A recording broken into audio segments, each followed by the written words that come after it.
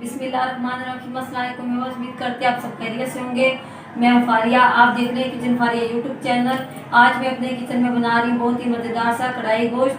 तो चलिए मज़ेदार सा कढ़ाई गोश्त बनाना स्टार्ट करते हैं। कढ़ाई चढ़ाएंगे चूल्हे पर, 1 कप ऑयल डालेंगे, ऑयल को गर्म होने देंगे।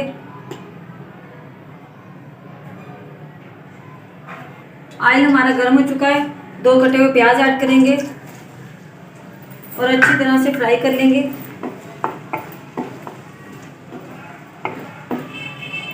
प्याज अच्छे से गोल्डन हो चुके हैं। अब हम बीफ ऐड करेंगे 1 किलो।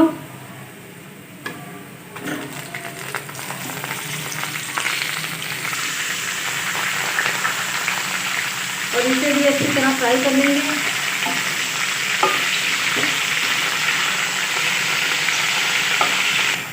गोश्त अच्छे तरीके से फ्राई हो चुका है। अब हम लहसुन अदरक का पेस्ट ऐड करेंगे 2 खाने के चम्मच और इसे भी फ्राई कर लेंगे।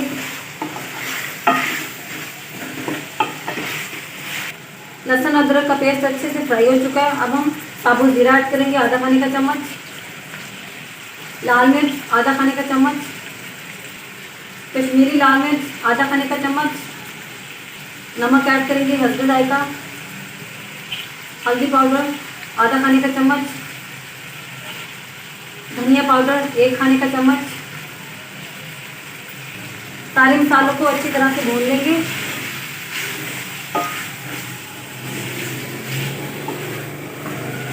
सारे मसाले अच्छे से फ्राई हो चुके हैं। अब हम टमाटर ऐड करेंगे 4 अदद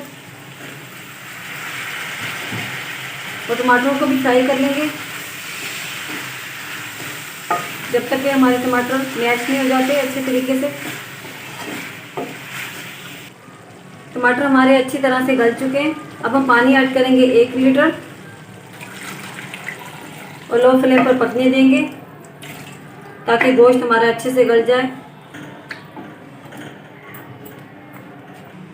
ऊपर से कवर कर देंगे। गोश्त को पकते हुए आधा घंटा हो चुका है। पानी भी अच्छे से खुश्क हो चुका है और गोश्त भी माशाल्लाह अच्छे तरीके से गल चुका है।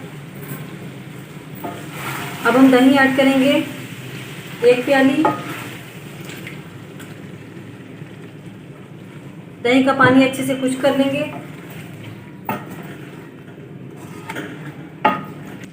साथ में ऐड कर देंगे गरम मसाला आधा खाने का चम्मच, 4 हरी मिर्च ऐड कर देंगे, मिक्स कर लेंगे।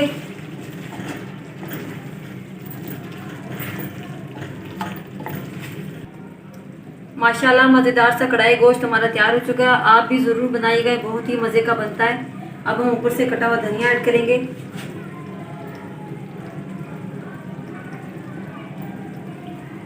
अगर आपको मेरी आज की रेसिपी अच्छी लगी हो तो लाइक करें, शेयर करें अपने दोस्तों के साथ और मुझे कमेंट बॉक्स में ज़रूर बताइएगा मेरी आज की रेसिपी आपको कैसी लगी।